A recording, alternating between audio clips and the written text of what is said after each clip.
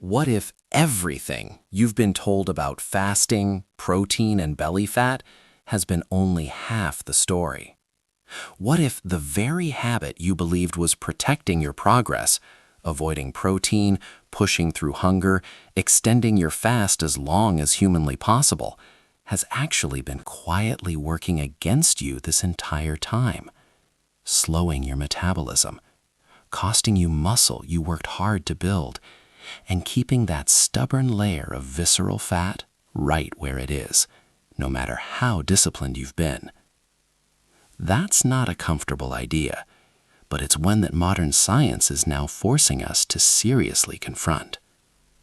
For years, the fasting and fat loss world operated on a beautifully simple rule: eat and your body stores, fast and your body cleans. Protein triggers growth, starvation triggers repair. The hungrier you are, the cleaner your cells become. It was a clean, satisfying framework, and millions of people built their entire health routine around it. The problem is that biology has never been that clean, and the latest scientific findings are dismantling this black and white model in ways that should genuinely excite anyone who has ever felt frustrated by slow fat loss, feared eating after a fast, or quietly wondered why their body wasn't cooperating the way it was supposed to. Here is what this is not. This is not abandoning fasting.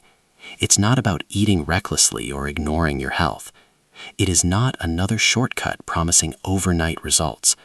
What it is a deeper and more accurate understanding of how your body actually works, one that gives you far more flexibility, far less anxiety around food, and a biological strategy that works with your body rather than constantly fighting against it. The central idea is this: under the right conditions, you can consume a very large amount of protein, potentially up to 100 grams in a single meal, without shutting down autophagy, without halting visceral fat loss, and while simultaneously protecting or even building lean muscle. If that sounds like a contradiction, it's because for a long time we were given an incomplete map of human metabolism, and navigating with an incomplete map will always leave you lost. To understand why this is possible, we have to start at the foundation. We have to talk about what autophagy actually is, what it isn't, and why the fear surrounding protein has been so widespread and so persistent. Autophagy is one of the body's most sophisticated survival mechanisms. At its core, it is a cellular housekeeping process. Your cells are constantly accumulating damage, worn-out proteins, dysfunctional components, inefficient structures that take up space and generate metabolic noise. Autophagy is the system that identifies, breaks down, and recycles this cellular debris. When it functions properly, it reduces inflammation, supports healthy aging, improves energy efficiency, and keeps the biological environment clean and responsive. The traditional understanding was that autophagy required deprivation to activate. No food, low energy, prolonged fasting, these were considered the essential triggers. And while low energy availability does support the process, the critical mistake was assuming that low energy simply meant not eating. It doesn't. The body doesn't read calorie charts, it reads biological signals, and not all signals carry the same weight or reach the same tissues with the same authority. This is where the entire conversation shifts, because not everything you eat sends the same message to your biology. When you consume carbohydrates, blood glucose rises quickly. Insulin surges in response, and insulin is not simply a blood sugar regulating hormone. It is a full-body broadcast signal. When insulin is elevated, every tissue in the body receives the same loud announcement. Energy is abundant, storage is priority, cleanup can wait. In that hormonal environment, autophagy is suppressed, not subtly, broadly and systemically. Protein behaves in a fundamentally different way. Yes, protein can raise insulin slightly, but it does not generate the same energetic surge that carbohydrates produce. Instead of activating a full body response, protein communicates through specialized amino acid sensing pathways, quieter, more targeted channels that do not announce energy overflow to the entire system. What they convey is a far more localized message: repair materials are available, and the tissues that need them should use them. Think of carbohydrates as a megaphone, a loud, system-wide announcement that reaches every room in the building simultaneously. Protein, by contrast, is a direct message delivered only to the departments that requested it. The difference in signal quality is everything. This distinction becomes especially significant in the liver and in fat tissue, two of the most important regulators of visceral fat and long-term metabolic health. When carbohydrates dominate a meal, the liver receives a clear surplus signal and responds accordingly, prioritizing synthesis and storage. But when protein dominates and carbohydrates remain low, the liver and fat tissue simply do not receive that urgent overflow message. Without it, cellular maintenance processes can continue running in the background uninterrupted. This reframes a belief that millions of people still hold, that any eating shuts off autophagy. In reality, only certain nutritional signals carry the authority to flip that systemic switch. Protein, particularly when consumed in the right context, does not hold that authority. It does not command the entire body to abandon repair and pivot to storage. It supplies raw materials to the tissues that are actively in need of them, and it does so without sending the alarm. Now here is where the science becomes genuinely remarkable. After a period of fasting or following intense physical exercise, something specific and dramatic happens inside muscle tissue. At the cellular level, muscle fibers have experienced microdamage. Intracellular amino acid pools are depleted. Repair systems have been activated and are waiting, primed and ready, but starved of the raw materials they need to work. In this state, muscle tissue becomes extraordinarily sensitive to protein, far more sensitive than it ever is under normal fed conditions. When a large dose of protein arrives in this biological window, muscle does not behave the way traditional thinking predicted. It does not allow amino acids to flood the bloodstream and announce a state of energy abundance. Instead, it behaves exactly like a dry sponge submerged in water. It pulls amino acids out of circulation rapidly, aggressively, and almost entirely for its own repair. The uptake is so fast, so localized, and so thorough that amino acid levels in surrounding tissues, the liver, the fat stores, the organs, never rise high enough to trigger a surplus signal. The consequence of this is profound. While muscle enters an anabolic rebuilding state, the rest of the body continues to perceive an environment of relative scarcity. The fat tissue doesn't get the message that abundance has arrived. The liver doesn't shift into storage mode. And critically, the cellular cleanup systems in those tissues, the autophagy machinery, are not forced to shut down. The body is not choosing between building and cleaning.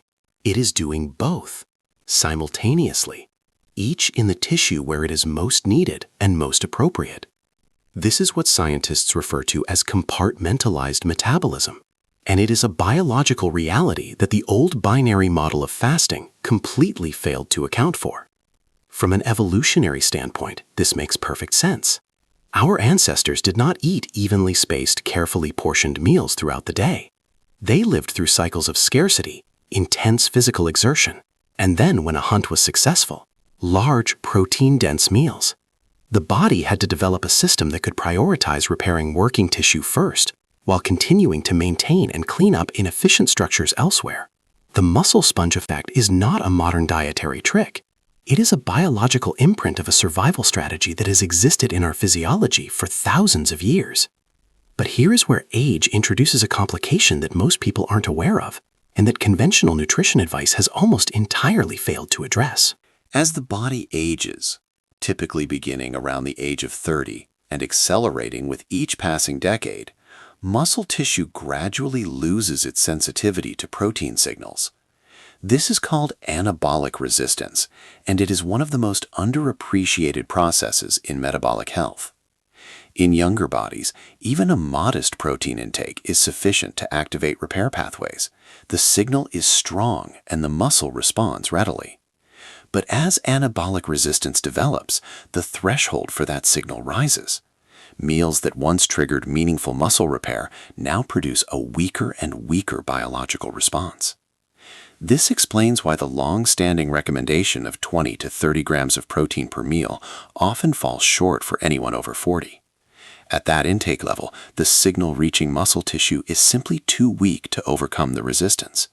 Repair pathways remain underactivated, and over months and years, this leads to a quiet, gradual decline in lean muscle mass, even when body weight remains stable, that progressively slows metabolism, increases fat accumulation, and erodes energy and strength in ways that feel like inevitable aging, but are actually largely preventable. The solution is not to spread protein across more meals throughout the day. It is to reach a sufficiently high threshold in a single intake.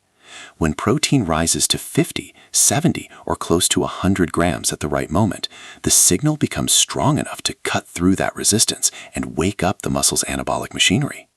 And crucially, because this activation is localized within muscle tissue, in the specific place where repair is needed, it does not automatically trigger a systemic shutdown of autophagy in other tissues.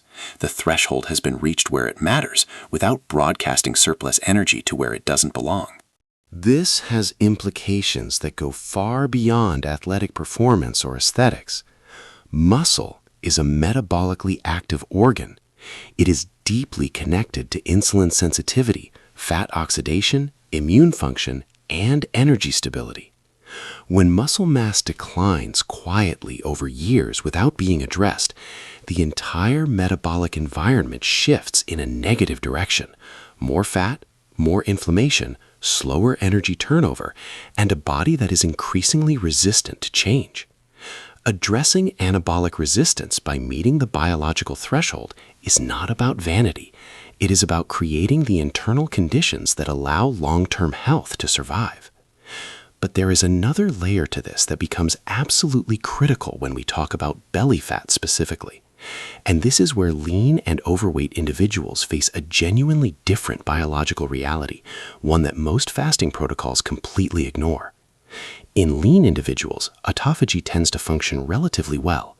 When energy drops, the cleanup signals are activated, and the cellular recycling process actually proceeds. But in people carrying significant excess weight, particularly visceral fat, the picture is very different and much more complicated.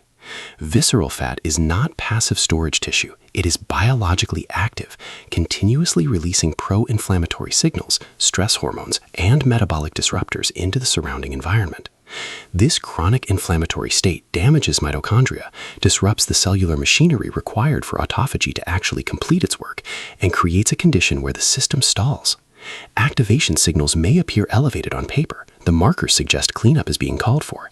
But when researchers measure autophagic flux, the actual rate and completion of the recycling process, it is largely jammed. For overweight individuals, the critical question is no longer, am I fasting long enough to trigger autophagy? It is my autophagy machinery still physically capable of functioning? When flux is stalled, extending a fast does not fix the underlying problem. It increases biological stress without addressing the inflammation and metabolic dysfunction that created the blockage in the first place. This completely reframes the role of protein for people carrying excess visceral fat. The common fear that eating protein will break the fast and shut down autophagy is based on a scenario where autophagy is actually running. When it's already stalled, protecting a jammed process makes no logical sense. The priority becomes restoring the conditions that allow the process to function again. And that means reducing visceral fat, lowering systemic inflammation, and preserving the metabolic capacity that makes biological recovery possible. Protein, used correctly, is not the obstacle to this recovery. It is one of the most powerful tools available to achieve it. Here is why. Protein has the highest thermic effect of any macronutrient. Roughly 25 to 30% of the calories from protein are burned simply in the process of digesting, absorbing, and metabolizing it. In practical terms, if you consume 1,000 calories worth of protein, your body only nets around 750 of those calories. The rest is dissipated as heat during processing. Carbohydrates and fats carry a much lower processing cost and are far more easily converted to stored energy in a body already burdened by excess fat and a sluggish metabolism. What this means in practice is that increasing protein in the diet raises your baseline energy expenditure without any additional exercise or conscious effort. The body works harder simply to handle the food. And this effect is not limited to the immediate post-meal window. When protein consistently makes up a larger proportion of the diet over time, the body gradually recalibrates its metabolic rate upward, quietly, steadily, and sustainably. Protein also exerts a powerful and direct influence on appetite. It stimulates the release of satiety hormones that signal to the brain that adequate resources have arrived. This is not the uncomfortable fullness of overeating.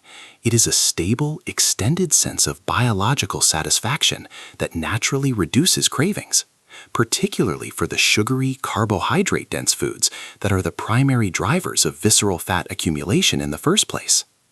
And because this satiety is hormonal rather than mechanical, it doesn't require the stomach to be stuffed. It reflects a deep signal that the body has what it needs for repair and maintenance, and the urge to seek quick energy from snacks simply fades without the need for willpower. When these effects combine, higher baseline energy expenditure and reduced excess intake, the body begins to exit the chronic surplus state that visceral fat depends on for its protection. Belly fat is not held onto arbitrarily. It exists as a survival response to a biology that has been receiving repeated signals of energy instability and abundance. When those signals are replaced with clarity, consistency, and the right repair materials, visceral fat gradually loses its biological justification and begins to release. As fat decreases and inflammation subsides, the stalled autophagy machinery has a chance to clear and restart. The jammed engine warms up. The recycling system begins to function the way it was designed to. And at that point, more nuanced strategies, refined fasting windows, precise protein timing, progressive caloric adjustments begin to actually work the way they're supposed to, because the underlying biological environment can finally respond. The practical application of all of this is both simpler and more flexible than most people expect. The window of greatest opportunity is at the end of a fast or immediately after exercise. At this moment, insulin is low, muscle tissue is depleted and maximally sensitive to protein. Other tissues have not yet received a strong surplus signal. In this biological state, a high-dose lean protein meal does not disrupt what the body has been doing. It extends it intelligently and directs the benefits precisely where they are needed. The target dose sits between 50 and 100 grams of protein, depending on body size, activity level, and age. The goal is not the largest possible intake, but reaching the threshold required to overcome anabolic resistance and send a signal strong enough to activate localized muscle repair. Once that threshold is crossed, protein stops being a vague background nutrient and becomes a clear directive, one the muscle tissue has been waiting for. The sources matter as much as the amount. Lean, easily digested, low-noise options like chicken breast, white fish, egg whites, or a high-quality whey isolate deliver the necessary amino acids without accompanying large amounts of fat or carbohydrates. This keeps the biological message focused. The body receives, repair materials are here, use them, without simultaneously receiving the louder signal that says, energy is overflowing, store everything, and shut down maintenance. What this protocol deliberately avoids is equally important. Pairing high-dose protein with large amounts of carbohydrates or fats in the same meal fundamentally alters the message. When total energy spikes rapidly from multiple macronutrient sources at once, insulin and storage signals activate system-wide. The famine is announced as completely over.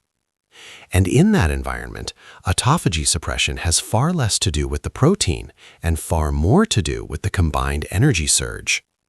The key is not avoiding protein. It is keeping the meal focused, lean, and purposeful. A quiet but meaningful side benefit of eating this way consistently is appetite stability. Providing sufficient protein at the body's most sensitive metabolic window tends to reduce chaotic hunger and rebound cravings later in the day. This eliminates one of the most underappreciated drivers of visceral fat, not the intentional meals, but the uncontrolled eating episodes that follow prolonged underfueling or poorly constructed nutrition. What all of this ultimately delivers is not a new diet rule to follow. It is freedom from a fear that was never fully justified, the fear of protein. The fear that eating would erase your progress. The fear that your body is too fragile or too simple to handle building and repairing at the same time. Your body is not fragile. It is intelligent, adaptive, and extraordinarily capable when given accurate signals. It evolved to handle feast and famine, exertion and recovery, growth and renewal, often simultaneously in the same biological moment. The rigid on-off switch model never captured that complexity. It just gave us a simplified rule that felt reassuring in its clarity, even as it quietly limited our results. Protein, in the right context, at the right dose, from the right sources, is not the enemy of cellular cleanup. It is one of the most powerful tools available for preserving muscle, elevating metabolic rate, reducing the inflammation that stalls autophagy, and creating the internal conditions that allow visceral fat to finally let go. The body doesn't need to be starved into cooperation. It needs to be given the right signals, clearly, consistently, and intelligently. When that happens, progress stops being something you force through willpower and becomes something your own biology drives forward on its own.